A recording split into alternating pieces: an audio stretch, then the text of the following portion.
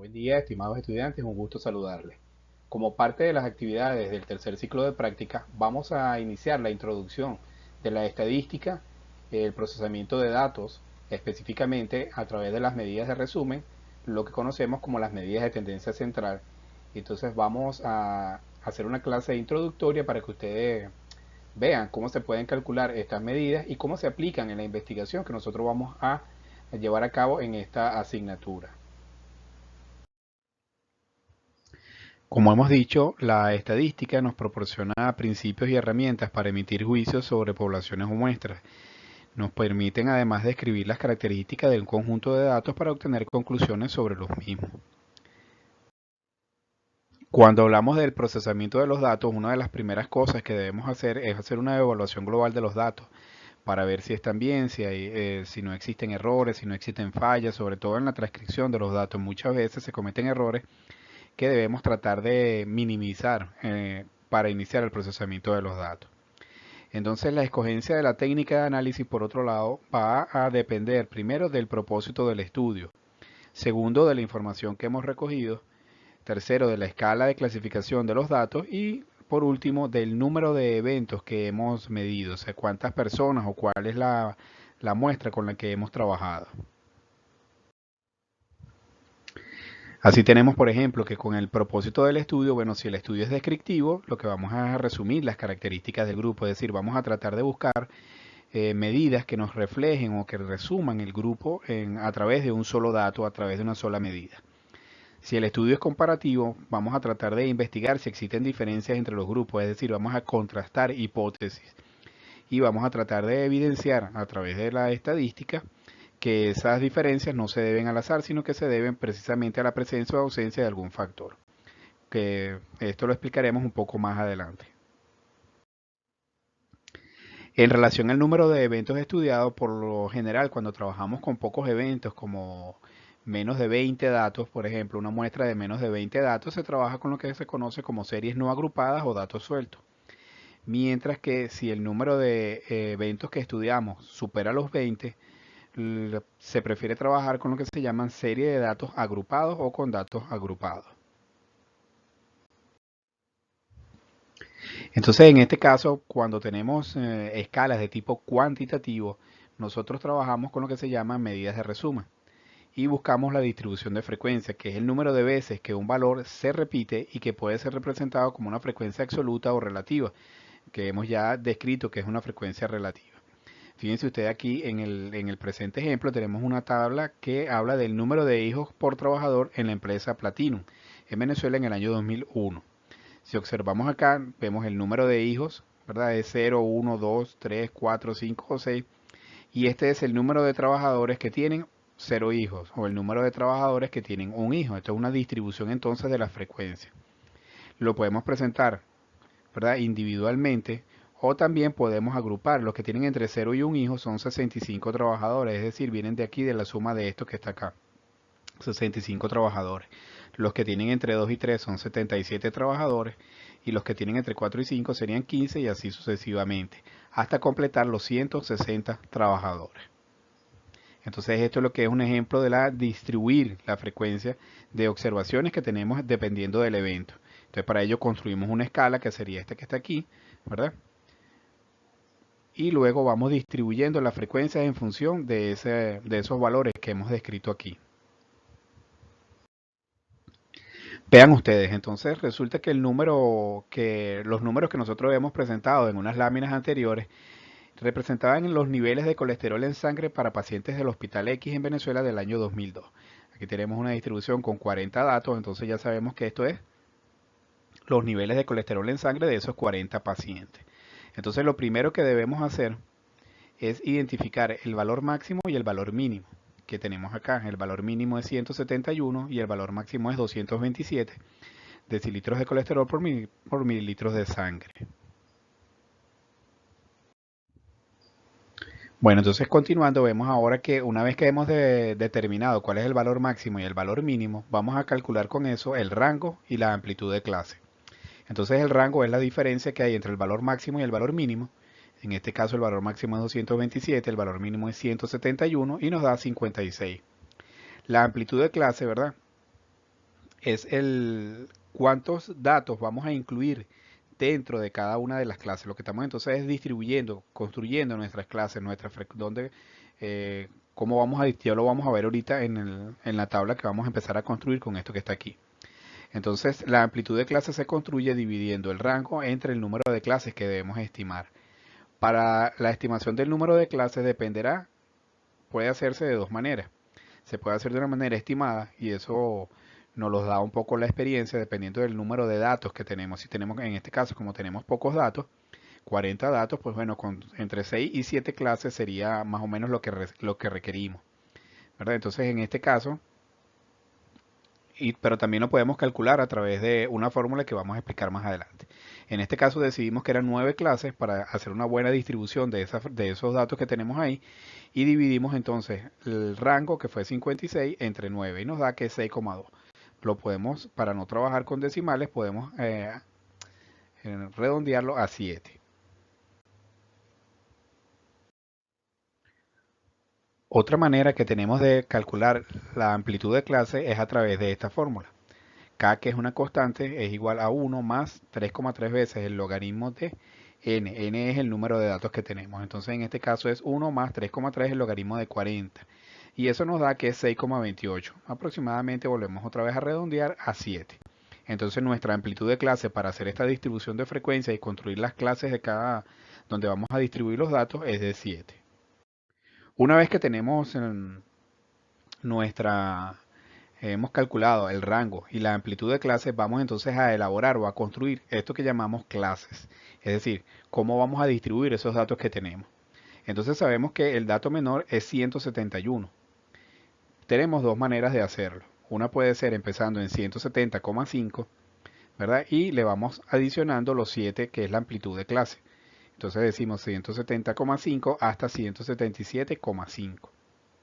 Luego empieza la siguiente clase en 177,5 a 184,5 y así sucesivamente hasta garantizar que el último valor, que en el caso nuestro era de 221, esté incluido en la última clase, ¿verdad? Se puede hacer también con números enteros si no queremos trabajar con números decimales. Empezamos en 171 y vamos incorporando. Fíjense que nosotros empezamos en 171 y terminamos en 177, o sea, no es decir, no es 171 más 7. Hay que ir contando de 171, 172, 173, 174, 175, 176 y 177. O también podemos sumar la amplitud de clase y restar 1. Aquí normalmente cuando nosotros tenemos un dato, si tuviéramos datos en números decimales, ¿qué haríamos? Bueno, aquí uno dice, si por ejemplo tenemos un valor como 170,5, ¿dónde iría? Pues iría aquí. Pero si tenemos 177,5, normalmente lo que se estila es que el 177,5 iría aquí. Y si tuviéramos un dato como 177,6, iría en la siguiente clase, es decir, en esta que va acá. Eso es cuando vamos a distribuir los datos como vamos a ver ahora. Entonces, de las dos maneras, siempre debemos tratar de garantizar que en la última clase, que es la que está aquí abajo, incluya al valor máximo que nosotros hemos determinado dentro de nuestros datos. Luego, ¿qué hacemos? Distribuir los datos. Es decir, tratar de esto que está aquí, cómo lo vamos a distribuir. Entonces, entre 171 y 177, ¿cuántos datos tenemos? Es lo que se conoce como la frecuencia absoluta. El número de datos dentro de esta muestra que tenemos acá, el número de datos que tienen un valor entre 171 y 177. Lo hacemos lo propio con cada una de las clases y así entonces obtenemos una distribución de las frecuencias. Y aquí las vemos. Entonces en la primera clase hay 2, hay 6, hay 5, hay 9, hay 8, hay 3, hay 3, hay 3 y hay 1. Es decir, si nosotros los buscamos aquí, pues vemos que cada uno de estos datos, para cada una de estas clases hay un solo dato. Entonces de esta manera vamos nosotros construyendo nuestra tabla para la distribución de frecuencia. Luego que tenemos la frecuencia absoluta, ya hemos hecho nuestra distribución de frecuencia y tenemos nuestra frecuencia absoluta, nuestra primera columna de frecuencia absoluta construida, vamos a construir ahora una que se conoce como la frecuencia absoluta acumulada ascendente.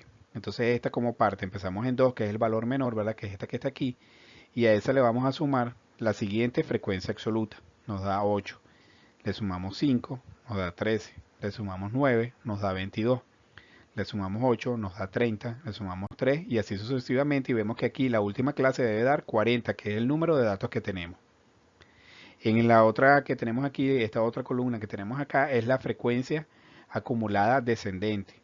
¿Y cómo empezamos? Bueno, empezamos entonces del total de datos que tenemos. 40 menos 2 nos da 38, menos 6 nos da 32, menos 5 nos da 27, menos 9 nos da 18 y así sucesivamente hasta 1, que es el último dato que tenemos, ¿verdad? La última clase tiene 1, sino 1 menos 1, 0. Debemos tener cuidado cuando vamos a hacer que estamos construyendo estas tablas para restar siempre del valor de la frecuencia absoluta, la columna de la frecuencia absoluta. Bien, aquí lo tenemos ya gráficamente para que ustedes lo puedan ver. 40 menos 2 nos da 38 menos 6, 32 y así sucesivamente hasta el último valor. El último valor debe coincidir con el último valor de frecuencia absoluta que tenemos acá. De esta manera ya hemos entonces construido la frecuencia absoluta, la frecuencia acumulada ascendente y la frecuencia acumulada descendente. Ahora vamos a empezar a construir dentro de la misma tabla nuestras frecuencias relativas. La frecuencia relativa es entonces la frecuencia absoluta entre el número total de datos. Para cada una de las frecuencias que tenemos acá, la frecuencia absoluta. Entonces 2 entre 40 nos da 0,05. Y así sucesivamente para cada uno de los datos que tenemos acá. 6 entre 40, 5 entre 40, 9 entre 40, 8 entre 40, 3 entre 40 y así sucesivamente hasta el último valor. Si esa frecuencia relativa la multiplicamos por 100, pues entonces vamos a tener la frecuencia relativa porcentual. Y hacemos también lo propio con la frecuencia relativa ascendente y la frecuencia relativa descendente. Es decir, podemos dividir 40 entre 40, nos da 1 por 100, 100%, por eso es que está aquí 100%. Fíjense que entonces aquí 2 entre 40 nos da 0,05 por 100, nos da 5%. 6 entre 40 nos da 0,15, que multiplicado por 100 es 15%, y así sucesivamente. Luego podemos hacer dos cosas. Podemos también sumarlas aquí para obtener la frecuencia relativa porcentual ascendente y lo propio con la frecuencia relativa porcentual descendente, o podemos también dividir 2 entre 40, 8 entre 40 por 100, 13 entre 40 por 100, 22 entre 40 por 100 y así sucesivamente. Igual acá 40 entre 40 por 100, 38 entre 40 por 100 y así para que nos vaya dando los valores de frecuencia relativa respectiva de esta tabla. Ahora bien, ¿qué hacemos con estos valores, sobre todo estos valores porcentuales que hemos calculado acá? ¿Para qué son útiles? ¿Para qué los utilizamos? En primer lugar, el valor de la frecuencia relativa porcentual, ¿verdad? La utilizamos para hacer este primer gráfico que tenemos acá, que es lo que conocemos como el histograma. Entonces, fíjense que el histograma es, ya lo habíamos visto conceptualmente, pero aquí lo vemos entonces con un ejercicio. Entonces tenemos que el 5% de las observaciones están aquí, tienen una distribución porcentual, el 5% tienen unos niveles de colesterol en sangre entre 171 y 177. Entre 178 y 184 ahí está el 15% de los pacientes tienen un nivel de colesterol en sangre y así sucesivamente. Como les decíamos allá, fíjense que el histograma de frecuencia no comienza aquí pegado en 0, sino que hay un espacio, ¿verdad? Porque se supone que esto va entre 0 y 171. Además de eso, no hay separación, ¿verdad? Entre como en el caso de los gráficos de barras. Aquí no hay separación entre las columnas, entre las barras que están acá. Entonces esto es lo que es un histograma de frecuencia. ¿Y de dónde sale cada una de las barras? De ese porcentaje de frecuencia relativa que calculamos en la tabla anterior. Si unimos los puntos medios, ¿verdad? Los puntos medios de cada una de estas frecuencias relativas, aquí los tenemos 174 y hacemos los puntos medios de cada uno y los unimos, vamos a obtener lo que se conoce como el polígono de frecuencia, que es la línea amarilla que nosotros vemos acá. Este es el polígono de frecuencia. Ahora tenemos la ojiva ascendente. Fíjense que entonces no debemos confundir esto con un gráfico de líneas de tendencia, porque aquí cuando vemos acá abajo no hay tiempo, ¿verdad? Aquí lo que hay son niveles de colesterol sanguíneo y en este caso también tenemos los puntos medios. Y vean entonces que comienza en 0 y llega a 100. Entonces esta es la frecuencia acumulada ascendente. Como es la frecuencia acumulada ascendente, vamos acumulando. Si nosotros utilizamos aquí, por decir, el 50% de los pacientes que tienen menos de 190 milímetros de decilitros de colesterol en sangre por mililitro de sangre, ¿ve? Esa es la medida del colesterol sanguíneo. Entonces, así es que se utiliza la ojiva ascendente, porque es lo que vamos acumulando. Recuerden que nosotros aquí vamos sumando y vamos sumando y vamos sumando y vamos sumando. Entonces, si calculamos acá el 50% de la observación, tiene menos de un valor menor a, cortamos el eje de las abscisas y decimos, bueno, alrededor de 192 más o menos. Entonces tienen menos de 192 de colesterol en sangre. Caso contrario con los IVA descendentes. Empezamos en 100, ¿verdad? Y vamos disminuyendo. Entonces esto es lo que va restando, lo que va quedando. En este caso el 50% tendría unos niveles de colesterol en sangre alrededor de 200, superiores a 200. Es decir, no es 200, sino que es superiores a, recuerden que desde aquí hacia adelante, entonces es lo que está por encima de, ¿por qué? Porque esa es la frecuencia descendente, es lo que resta de. Entonces, como es lo que resta es, entonces con niveles de colesterol sanguíneo, el 50% de los pacientes tendrían unos niveles de colesterol sanguíneo superiores a 200 aproximadamente. Ahora bien, una vez que hemos hecho los gráficos, ¿verdad? Vamos a calcular lo que llamamos medidas de posición o de resumen, que son lo que llamamos también o lo que se conoce como medidas de tendencia central. Es la media aritmética o el promedio, la mediana, la moda o el modo. Y resumen los datos hacia el centro. Lo que tratan es de buscar un valor central que me represente la serie de datos que tenemos ahí. Es decir, que sea representativo de esa población. También podemos calcular otras medidas de posición que son los deciles, los cuartiles y los percentiles que vamos a explicar más adelante. Bien, volvemos otra vez a nuestra tabla y vemos ahora que vamos a calcular lo que conocemos como el punto medio. El punto medio es la suma de los límites de cada clase dividido entre 2. En este caso entonces es 171 más 177 entre 2 es igual a 174. Entonces es el punto medio de cada una de las clases que tenemos aquí. Y lo vamos calculando para cada uno de los datos o para cada una de las clases que tenemos. Una vez que hemos calculado el punto medio de las clases, vamos a multiplicar ese punto medio por la frecuencia acumulada. ¿Por qué? Porque esta frecuencia acumulada representa el número de veces que se repite el evento dentro de cada clase. Es decir, es lo que se conoce como la densidad que aporta cada clase para el cálculo del promedio. Entonces por eso multiplicamos el punto medio por la frecuencia absoluta. Y aquí lo tenemos. Una vez que hemos hecho esto para cada uno de los datos, hacemos una sumatoria total. Y entonces es la sumatoria del punto medio por la frecuencia absoluta. ¿Para qué nos sirve esto? Vamos a ver más adelante. Vamos entonces a calcular la media o el promedio, que es el dato representativo. Entonces fíjense, aquí está la sumatoria del punto medio por la frecuencia absoluta de cada una de las clases dividido entre el número total de datos. De esa manera vamos a calcular el promedio. En este caso, para el ejemplo que tenemos acá, es de 197,98.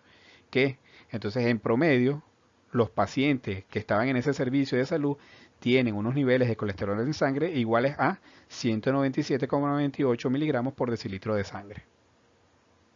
Esa sería la interpretación de este primer resultado que hemos obtenido de esa tabla, ¿verdad? De ese agrupamiento de datos que hemos tenido. Entonces, este es el valor que representa a la serie. Luego debemos calcular la mediana. Para poder calcular la mediana tenemos que hacer dos procedimientos. Primero calcular en qué clase, ¿verdad? En qué clase se halla la mediana y luego calcular el valor que tiene la mediana. Entonces lo primero es calcular en qué clase se halla la mediana. Eso lo hacemos dividiendo el número de datos entre 2. Entonces es el valor 20. Si nosotros nos venimos acá a la frecuencia absoluta, vemos que aquí está el valor 13 y entonces contamos el 14, el 15, el 16, el 17, el 18, el 19 y el 20. Es decir, el 20 está aquí. Entonces esta es la clase que contiene el valor de la mediana. La clase que va entre 192 y 198 es la que contiene el valor de la mediana. Una vez que hemos identificado dónde se encuentra la mediana, vamos ahora a calcularla. Entonces, para calcularla tenemos esta fórmula que está aquí.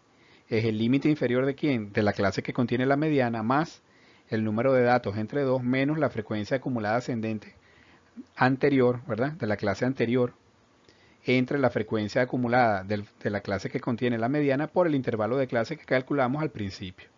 Entonces esto es, la mediana es igual al límite inferior de la clase, que es 192, más 40, que es el número total de datos entre 2, menos 13, este 13 es la frecuencia acumulada ascendente de la clase anterior a la mediana, entre 9, que es la frecuencia absoluta de la clase que tiene la mediana, por 7, que es el intervalo de clase. Y nos da que es 197,44. ¿Qué representa este dato? Este es el dato que divide la serie en dos partes iguales, es decir, el 50% de los pacientes tienen unos valores superiores al 197,44 miligramos de colesterol por decilitro de sangre, y el otro 50% los tiene inferiores a ese valor. Ahora vamos a calcular la moda, y para esto hay dos procedimientos. El primer procedimiento, igual, podemos tomar, ¿verdad?, la frecuencia que tiene mayor. Recuerden que la moda es el dato que más se repite, entonces pudiéramos tomar el punto medio de la frecuencia o de la clase que contiene la mayor frecuencia absoluta. En este caso sería esta que está aquí, entonces el punto medio es 195. Nosotros podemos decir que la moda es 195.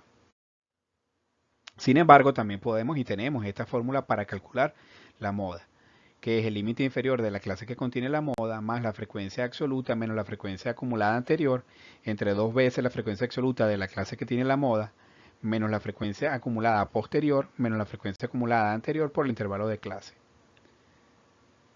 Esto pareciera un poco complejo, pero es cuestión de revisarlo con calma. Entonces el límite de esa clase es 192, la frecuencia absoluta de esa clase es 9, menos la frecuencia acumulada anterior, que era 5, por 2 veces 9, que es la frecuencia acumulada de la clase que contiene la mediana, menos 8, que es la frecuencia posterior, acumulada ascendente posterior, menos 5, que es la anterior, por 7, que es el intervalo de clase. Aquí vamos haciendo nuestras operaciones, ¿verdad? Y tenemos entonces que la moda es 197,6. Este es el procedimiento para calcular la moda a través de la fórmula que tenemos ahí. La otra manera era, como decíamos, bueno, es el valor absoluto de la clase que contiene la mayor frecuencia absoluta. En este caso era 195. Vean ustedes que siempre es un poco menor, por eso se prefiere también en oportunidades hacer el cálculo a través de la fórmula, porque es más precisa. Entonces, una vez que hemos calculado la mediana y la moda, vamos a ver cuál es la relación que existe entre ellas. Si las tres son iguales, decimos que la curva es simétrica y la mayoría de los datos se distribuyen alrededor de la media, es decir, están muy cercanos a la media, ¿sí? Eso es entonces cuando la media, la mediana y la moda son iguales. Cuando la curva es asimétrica negativa, significa que la moda tiene un valor mayor a la mediana y esta a su vez tiene un valor mayor al promedio. Por tanto, la mayoría de los datos se distribuyen por encima de la media, ya lo vamos a ver, o por encima del valor de la media. Vamos a ver ahora con un ejemplo los gráficos. Y la asimetría positiva es todo lo contrario. La moda tiene un valor menor a la mediana y esta a su vez un valor menor a la del promedio. La mayoría de los datos se hallan distribuidos por debajo de la media. Es algo así. Entonces, esta sería una distribución negativa, y es negativa porque la parte asintótica, aunque aquí ustedes en este gráfico que tomé como ejemplo, ven que toca el eje de las abscisas, realmente no lo toca, sino que ella se desplaza hacia el eje negativo. Recuerden que esto es un eje, ¿no? O hace las veces de un eje aquí. Entonces, por eso es que se dice que es una simetría negativa o hacia la izquierda. Fíjense que la media está aquí y los valores de la mediana y el valor de la moda es superior.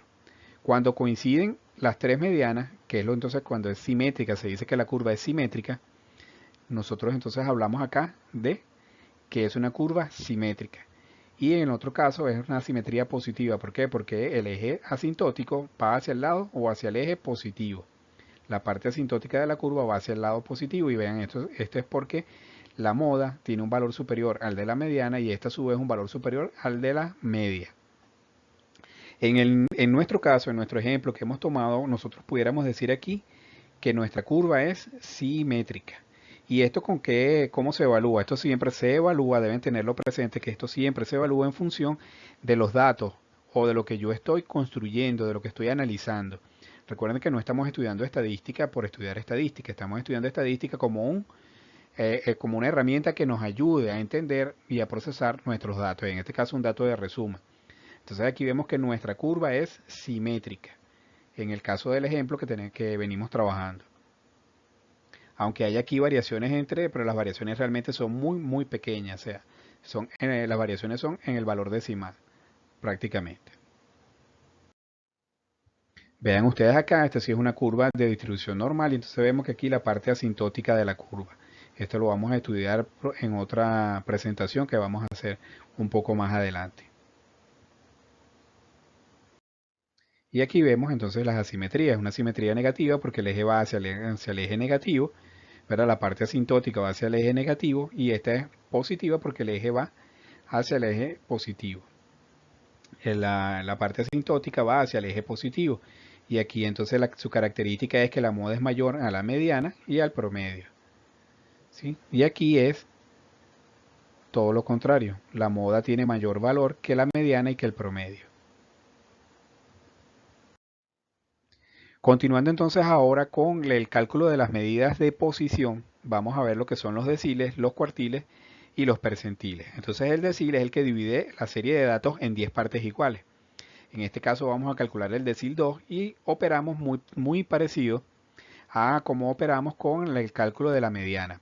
Lo primero que hacemos es identificar dónde se encuentra nuestro decil 2. Entonces, como es el decil 2, tenemos que multiplicar por 2 el número de datos y dividirlo entre 10. Entonces, 2 por 40, 80, entre 10, 8. Entonces, buscamos el dato número 8. Y el dato número 8 se encuentra aquí en la segunda clase. Entonces, una vez que hemos ubicado dónde está, vamos ahora a calcular ese decil. Y entonces, esta es la fórmula. Nuevamente, el límite inferior más la dos veces el número de datos entre 10, que es la posición del decil, menos la frecuencia acumulada ascendente anterior, es decir, la que está antes de la clase que contiene la mediana, entre la frecuencia absoluta de la clase que contiene, en este caso, perdón, el decil, por el intervalo de clase. Entonces, una vez que nosotros lo calculamos, decimos que es 1,85. Es decir, en este caso, ¿verdad? ¿Cómo lo interpretamos? Que el 20% de los datos o el 20% de los pacientes, porque estamos trabajando con pacientes, tienen un nivel de colesterol en sangre menor a 185. Ahora pasamos con los cuartiles. Los cuartiles, como su nombre lo indica, ¿verdad? Dividen a la serie de datos en cuartos, en 4 cuartos. Entonces, en este caso, para calcular el cuartil número 2, tenemos que proceder similar a como hemos venido haciendo. Primero identificamos en dónde se encuentra ese valor y para ello, es decir, la posición, el dato que tiene y luego calculamos el valor del cuartil. En este caso es 2 por 40, que es el número de datos, ¿verdad? Porque es el cuartil 2 también, y lo dividimos entre 4 y nos da que es 20. ¿Cuál es el valor 20? Está aquí, ¿verdad? Si este es el 13, del 13 al 20, el valor 20 debe estar aquí. Es decir, esta que está acá. Nuevamente, una fórmula similar a la que hemos venido trabajando nos dice el límite inferior más el cuartil 2 es igual al límite inferior más la posición del cuartil menos la frecuencia ascendente de la anterior, ¿verdad? O de la clase anterior a la que contiene en este caso el cuartil 2, entre la frecuencia absoluta del cuartil 2 por el intervalo de clase. Aquí simple y llanamente sustituimos los valores y hacemos las operaciones matemáticas que están propuestas, que no son nada complicadas, y obtenemos el valor de 197,44. Y les pregunto, ¿con qué valor coincide esto? Con el valor de la mediana. ¿Por qué? Porque es el cuartil 2, es decir, es el que divide la clase a la mitad. El cuartil 2 sería el 50%. Entonces, pero la interpretación aquí, como es el cuartil 2, es diferente a la interpretación de la mediana, por eso se diferencia. Aquí lo único que podemos decir es que el 50% de los datos tiene un valor menor a 197,44 milímetros de miligramos de eh, colesterol por decilitro de sangre.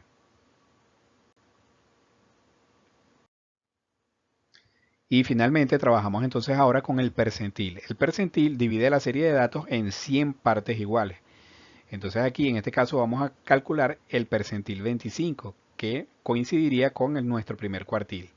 Entonces para hallar el percentil 25, lo que hacemos es que multiplicamos 25 por el número de datos y lo dividimos entre 100 y eso nos da 10.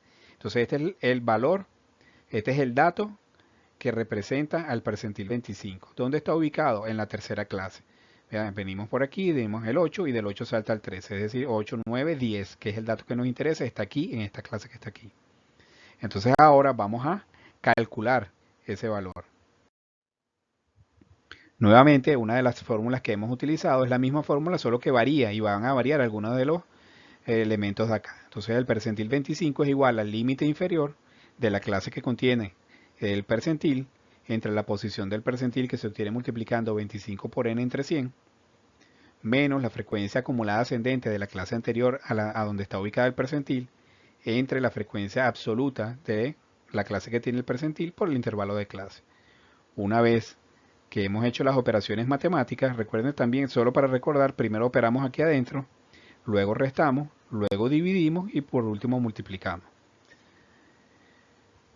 Entonces nos da que es 187,8. ¿Qué significa esto? ¿Cómo lo interpretamos? El 25% de los pacientes tienen unos niveles de colesterol en sangre menores a 187,8 miligramos por decilitro de sangre. Gráficamente vean ustedes lo que acabamos de calcular, es decir, los cuartiles me van a dividir en 4 partes iguales la serie de datos, los deciles en 10 partes y los percentiles en 100 partes. Entonces podemos calcular el percentil que nosotros querramos. Como son los acumulados, siempre este percentil se refiere a lo que está antes de. Vean, aquí el cuartil, entonces es lo que está antes de. Igual acá, si nosotros vean que el cuartil 2, el decil 5 y el percentil 50 coinciden, ¿verdad? Porque son los que dividen a la serie en 2 o los que representan el 50%, porque en este caso siempre debemos interpretar, aunque desde el punto de vista matemático sea igual decir que dividen la serie de datos en 2 a la media, sin embargo, siempre para evitar confusiones, recuerden que nosotros estamos interpretando lo que está antes de. Entonces aquí es el menor a 50, menor a 50, menor a 50. ¿Por qué? Porque si yo trabajo con el 25, entonces es el cuartil menor a 25. Pero puedo trabajar con el decil 4, entonces lo que está acumulado hasta el 40% que se ha acumulado. Y aquí pudiera trabajar con cualquiera de estos percentiles, el 35%, el 36%, etcétera. Bien, muchas gracias por su atención. Les vamos a dejar la presentación. Vamos a ver si podemos dejarle también algún video de apoyo. Y nos vemos en la próxima clase. Buenas tardes.